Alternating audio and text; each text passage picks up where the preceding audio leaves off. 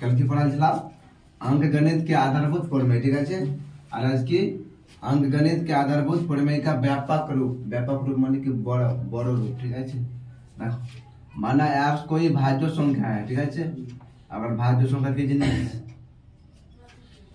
भाज्য সংখ্যা যে নিজে নিজে ভাগ যাবে, ঠিক আছে, এক দিয়ে ভাগ যাবে, আবার অন্য সংখ্যা দিয়ে সুদা ভাগ যাবে, ঠিক আছে। যেমন চেয়ার আছে, মেনে নিলাম চেয়ার নিজে নিজে ভাগ যাবে, ঠিক আছে, এক দিয়েও ভাগ যাবে, আবার অন্য সংখ্যা দিয়েও ভাগ যাবে, দুই দিয়ে, ঠিক। তো কি বলে ভাজ্য সংখ্যা। আর অভাজ্য মানে কি, যে নিজে নিজে আর এক দিয়ে ভাগ যাবে। যেমন 3 আছে, 3 নিজে নিজে ভাগ যাবে মানে 3 দিয়ে যাবে আর এক দিয়ে যাবে, আর কিছু দিয়ে যাবে না, আর কি বলে বলে অভাজ্য, ঠিক আছে।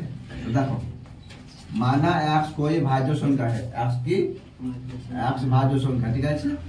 तब x बराबर की हलो p1 p2 এর মানে কি p1 প্লাস প্লাস কিছু নাই, p1 p2 এর মানে কি p1 গুণা p2, ঠিক আছে। p1 গুণা p2 ডট ডট ডট সব গুণা হচ্ছে pn পর্যন্ত, অনন্ত পর্যন্ত গেল। जहाँ pn, p2, p3 না pn p1 p2 p3 এগুলো কিসে আছে, আরোহী ক্রমে আছে, আরোহী ক্রম, ঠিক আছে। মানে ছোট থেকে বড় আরোহী ক্রমে আছে, আর অভাজ্য সংখ্যা, ঠিক আছে। অর্থাৎ দেখো এখানে দেখো বুঝতে পারবে p1 এটা মানে কি p1 আছে, এটা মানে কি বলো তো p2, বলো তো এটা মানে কি বলো। বুঝে ও বড় হবে আবার বড় হবে। আর কি বলছে p1 p2 কি হবে, বরাবর হবে। p1 p2 বরাবর হতে পারে, আর কি p1 যে আছে p2 চেয়ে কম, এইটো p2 চেয়ে কম, মানে p2 আছে বড় p1 এর চেয়ে, ঠিক আছে। আবার আগে দেখো উদাহরণ দেখো বুঝতে পারবা। বলে কি আছে x কোই ভাজ্য সংখ্যা, ঠিক আছে। x কত নিলাম 120 নিলাম, ঠিক। আবার দেখো x বরাবর কি আছে p1 p2 pn চলছে গুণা করি, এখন গুণা, ঠিক আছে। তো কি হলো দেখো এটা হলো p1 p2 p3 p4 p5 হাঁটলো যেতে পারবে, ঠিক আছে। এটা কিসে আছে বলো তো আরোহী ক্রমে। দেখো কি বললাম আরোহী ক্রমে আছে, ঠিক। আর কি আছে অভাজ্য সংখ্যা। আর ভাজ্য না অভাজ্য বলো তো কোনটা অভাজ্য, দুই অভাজ্য, কেন কি দুই নিজে নিজে ভাগ যাবে আর এক দিয়ে ভাগ যাবে। এখানে দুই ভাজ্য না অভাজ্য, অভাজ্য, দুই এখানে অভাজ্য, পাঁচও অভাজ্য, তিন অভাজ্য আর পাঁচও অভাজ্য, ঠিক আছে। কেন কি 3 নিজে নিজে ভাগ যাবে আর এক দিয়ে যাবে, আর কিছু দিয়ে যাবে না। এখানে দেখো কি আছে p1 p2 p3 এগুলা কি pn কি কিসে আছে, আরোহী ক্রমে আছে, আর অভাজ্য সংখ্যা আছে। আরোহী ক্রমে এগুলা আছে কিনা ছোট থেকে বড়, ছোট আছে বড়, ঠিক আছে। আরোহী ক্রমে আছে আর অভাজ্য আছে, ঠিক। আবার দেখো 2 কে 3 বার গুণা করলাম মানে 2 এর পাওয়ার 3 হবে, করবে না। যেমন একলা মানে তার হতে 6 এর পাওয়ার তাহলে 2 আছে, তো 6 গুণা 6 গুণা 6 লিখতে না, এটা মালা হয়ে যায় নিরোধের ছটা মান দাও। এমনি হলো এমনি বানাতে, ঠিক আছে। তো এদিকে দেখো 2 কে 3 বার গুণা করেছো তো 2 পাওয়ার 3 হলো। 3 একবার আছে তো 3 এর মাথায় 1, 5 একবার আছে তো 5 এর মাথায় 1, বুঝতে পারলে। কিন্তু আবার কি বুঝে দেখো यदि एक बार यह निर्णय लिया जाए कि गुणनखंडों का क्रम आरोही होगा, यदि एक बार भाव लियो कि हमें गुणनखंड क्रम का हमें आरोही ते लिखबो, ठीक है। तो दी हुई संख्या के अभाज्य गुणनखंड, तो जहाँ अभाज्य गुणनखंड আছে কি হবে অদ্বিতীয় হবে। অদ্বিতীয় মানে কি ওর মিতুন আর নেই, ওর জোড়া নেই, ঠিক আছে। যেমন ভগবান ওর জোড়া আছে কেউ নেই। এখানে দেখো 120 কি বললাম এখানে আরোহী ক্রমে যে তুমি মেনে লিও তো কি হয়ে যাবে অদ্বিতীয়। তো বলছে কি আপনি এমনি করে লসা দিলেন, আমি এমনি করে লসা দেবো না, আমি বলে 5 দিয়ে দিব, ঠিক আছে। চলো 5 দিয়ে দাও, কত হবে 24 হবে, ঠিক আছে। আবার কেউ বললো আমি 2 দিয়ে দেবো, তো লাও 2 দিয়ে দাও। কেউ বললো আমি 3 দিয়ে দেবো, তো লাও, ঠিক আছে। কেউ বললো আমি 2 দিয়ে দেবো, তো দাও। এমনি হলো। আবার কি লেখা আছে कि आरोही क्रम जो तुम मान लियो, এটা আরোহী ক্রম বলো তো কি কি হবে বলো, ওটা আরোহী ক্রম বলো। ওটা দেখো 120 কি হবে এমনি আছে কি না 2 5 গুণা 2 গুণা 3 গুণা 2 গুণা 2 আছে 3 এ চলো আর এই কর্মে কি হবে তিনটা 2 গুণা 2 গুণা 2 গুণা 3 গুণা 5 এমন ভাবে করবে না তো এই যদি ভ্যারিয়েবল তাহলে কি হবে অদ্বিতীয় আবার ওই চলে এলো হয়ে আসবে ঠিক আছে তুমি যেমন করে গুণা করবে কি হবে অদ্বিতীয় হবে বুঝতে পারলা আর এখানে দেখো समान अभाज्य संख्याओं को एक साथ मिलाने पर একটা समान अभाज्य संख्या আছে तो एक साथ मिलाए दाओ एक साथ मिलाने पर उनकी घातें प्राप्त होती है घात माने की এই ঘাত মানে পাওয়ার তো বলছে সমান अभाज्य संख्या যখন মিলাবা তখন কি আসবে আর পাওয়ার আসবে আর এটাকে মিলাই দাও তো 2 পাওয়ার কিউ যাবে কিউ মানে 3 ঘাতে এলো আর 3 আছে 3 কিছু না তো একদিন দাও ঘাত চলে এলো 5 পাওয়ার 1 ঠিক আছে এই হলো ব্যাপক রূপ ব্যাপক রূপ মানে বড় রূপ না তো পীর মুগলা মান কো পীর রমান পিটু আগলাই পি দেখো আগলা কি লেখা আছে এখানে অ্যালাইনটা বুঝো 120 এর কি বলো তখন 2 হয়েছিল 2 হয়েছিল 2 হয়েছিল 3 হয়েছিল 5 হয়েছিল দেখো এখানে কি লেখা আছে যে p1 আছে কি না p1 মানে আইটো ঠিক আছে এই p2 বরাবর হতে পারে বড় ছোট হতে পারে আইটো ঠিক আছে এটা মানে কি আইটো মানে দেখো যে p1 আছে p2 বরাবর হবে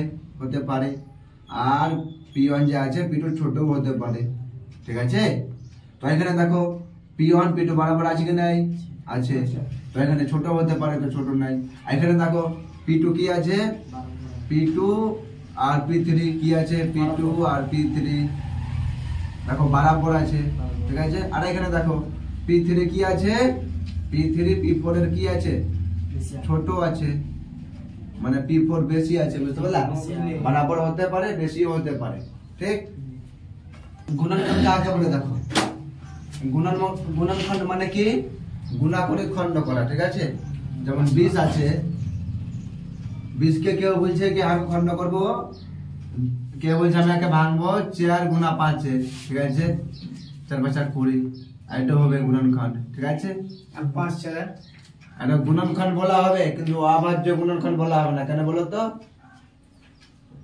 কেন এখানে 4 আছে কি না 4 ভাজ্য সংখ্যা সবই যেমন অভাজ্য হয় তাহলে ওটাকে অভাজ্য বলা হবে ঠিক আছে কেউ বলছে কি আমি 20 কে ভাঙবো এমনি করি কেউ বলছে 2 ভাঙবো আবার 2 দেবো আবার 5 দেবো এটাকে অভাজ্য গুণনখণ্ড বলা হবে কবে না এটাকে বলা হবে কেন কি এটা অভাজ্য এটাও অভাজ্য এটাও অভাজ্য ঠিক আছে এটাও আর আপনার কি হয়ে যাবে অভাজ্য গুণনখণ্ড হবে এটাকে গুণনখণ্ড বলা হবে দেখো 20 কে বলছে কি কেউ বলছে কি আমি 20 কে 10 আর 2 এ ভাঙবো 10 গুণা 2 ঠিক আছে এটাও গুণনখণ্ড বলা হবে ঠিক কিন্তু অভাজ্য গুণনখণ্ড বলা হবে না কে বলছে 20 কে আমি 20 গুণা 1 দিয়ে ভাঙবো ঠিক আছে তবে হবে আগলা সব কি জিনিস আগলা হচ্ছে 20 এর গুণনখণ্ড ঠিক এখানে দেখো এটো কি বললা এটাকে অভাজ্য গুণনখণ্ড বলা হবে 20 এর বলছে কি 16 এর গুণনখণ্ড ঠিক আছে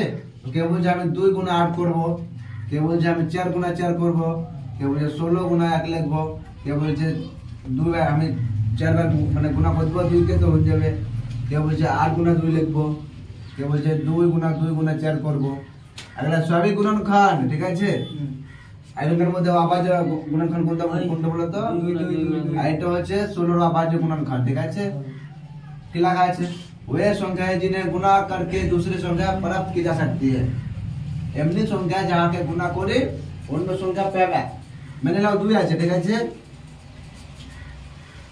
जिन्हें गुणा करके 2 কে কিছু দিয়ে গুণা করো মানে নাও 3 দিয়ে গুণা করছো ঠিক আছে কত হলো 6 जिन्हें गुणा करके दूसरी संख्या दो नंबर संख्या चले आलो 6 चले आलो प्राप्त की जा सकती है उसे क्या कहते हैं गुणनखंड আমার কি হয়ে গেল 2 আর 3 কার গুণনখণ্ড 6 এর গুণনখণ্ড ঠিক আছে কোনটা এটা 6 এর কি হলো অভাজ্য গুণনখণ্ড হবে কি হবে না দেখো তো হবে আর 6 এর কি অভাজ্য গুণনখণ্ড হবে ঠিক আছে 2 গুণ 3 ঠিক এটা অভাজ্য 2 ভাগ যাবে না নিজে যাবে আর 1 দিয়ে যাবে ওকে কি বলে অভাজ্য আর যে নিজে যাবে 1 দিয়ে যাবে অন্য দিয়েও যাবে ওকে বলে ভাজ্য এটা কত 3 এটা অভাজ্য তো এটাকে কি অভাজ্য গুণনখণ্ড বলা হবে ঠিক আছে আর অভাজ্য গুণনখণ্ডের কয়টাই হয় গুণনখণ্ড হয় অভাজ্য সংখ্যার আচ্ছা অভাজ্য এটা কি ভাজ্য সংখ্যা না অভাজ্য সংখ্যা?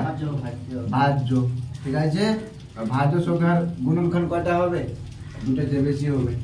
ঠিক, তো এটা যদি এক দিও তো কয়টা হয়ে গেল? তিনটা হয়ে গেল।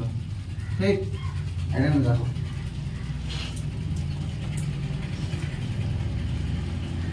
बोला जी एमने बोले दिसे के ना कि 16 का अभाज्य गुणनखंड लिखे जेना कोटी दिन मिले 28 दिन मिले 27 का अभाज्य गुणनखंड लिखे। ठीक है, एमने लिखो जाए आज लिखो एमने बाने जाए के ना 3 गुना 9 एमने को छेद जाए तो এটা ভুল হয়ে যাবে। এটা গুণনখণ্ড হবে 3 আর 9 কার গুণনখণ্ড? 27 এর গুণনখণ্ড, কিন্তু अभाज्य गुणनखंड বলা হবে না। কেন কি এটা ভাজ্য সংখ্যা আবার যে ভাঙবে ঠিক আছে, আবার 3 দিয়ে ভাঙবে। ওই তো বলছি যদি এমন কেউ ভুল থাকে না তো ওটাকে अभाज्य गुणनखंड বলা হবে না। ঠিক, এখন দেখো अभाज्य गुणनखंड কাকে বলে দেখো, আমরা পড়াবো আবার মোবাইলে বলে কি वहाँ गुणनखंड जो एक अभाज्य संख्या है। ठीक আছে, এই যেমন দেখো 16 এর গুণনখণ্ড কি আছে? 2 2 2 2। ঠিক আছে, एक अभाज्य संख्या है, भाज्য না अभाज्য? अभाज्য। ठीक আছে, তো এটাকে কি বলা হবে? এটাকে अभाज्य गुणनखंड বলা হবে। ঠিক আছে, और भाज्य संख्या नहीं है, भाज्य संख्या की भाज्य संख्या নয়, তো একে কি বলা হবে? একে বলা হবে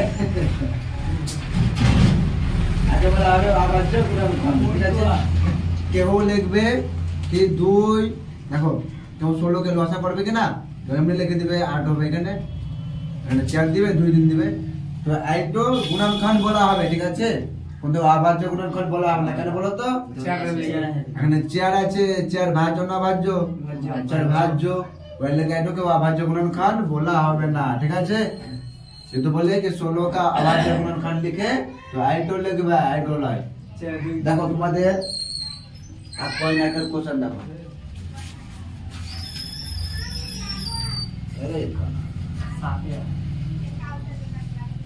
চলো 140 এর अभाज्य गुणनखंड লিখো। 140 এর अभाज्य गुणनखंड। ঠিক আছে, বুঝবে এটা লসা বলে 2 দিয়ে দাও 74 হবে। ঠিক আছে, আবার 2 দিয়ে দিবা কত হবে? 35 হবে। আবার দেখো 2 দিন যাবে না 3 দিয়ে যাবে? 2 দিয়ে যাবে না, 3 দিয়েও যাবে না, 4 দিয়ে যাবে না, 5 দিয়ে যাবে, 5 7 35। ঠিক আছে, আর কি হয়ে গেল? 140 বরাবর কি হলো? 2 গুণা 2 গুণা 5 গুণা 5।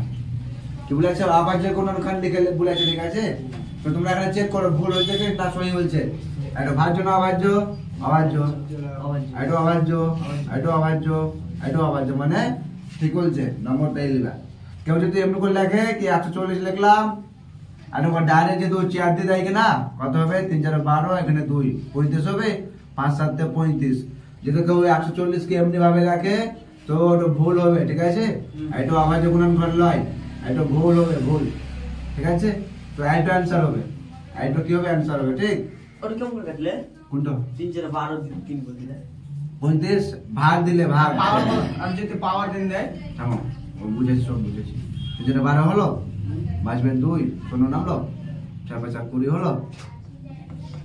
কোশ্চেনে ঘাত বলবে তো থামো, কেউ যদি এমনি করে বানায় তো এটা अभाज्य गुणनखंड হবে না, ভুল হয়ে যাবে। ঠিক আছে, এটা গুণনখণ্ড বলা হবে, কিন্তু अभाज्य गुणनखंड বলা হবে না। কেন কি 4 ভাজ্য সংখ্যা আছে, সব যেমন अभाज्य হয়। এটা ভাজ্য সংখ্যা বলা হবে। এটা ভাজ্য হয়, এটা ভাজ্য সংখ্যা, এটা ভাজ্য সংখ্যা। ঠিক আছে, তো अभाज्य गुणनखंड বলবে না, তো গুণাগুলা যেমন মানে জয় দিয়ে গুণা করবে যেমন ওগুলো अभाज्य হয়, এটা ভাজ্য, তো এটা अभाज्य गुणनखंड বলা হবে না। ঠিক আছে, এমনি লিখবে না কেউ। আর কি হবে? 2 এর মাথায় কত হবে? 2, 5 এর মাথায় 1, 7 এর মাথায় 1 কোন জন্য आंसर লেখো। এটা লিখবে না, তো এটা লেখো ফটাফট করে। আর কোশ্চেন মসলে তো না কিছু কোশ্চেন লিখে দিছি। আচ্ছা আপনাদের তাহলে কোশ্চেনটা লিখ নাও। কোশ্চেন এক্সারসাইজ আমি লিখব 1.8। ঠিক আছে, কোশ্চেন নম্বর 1,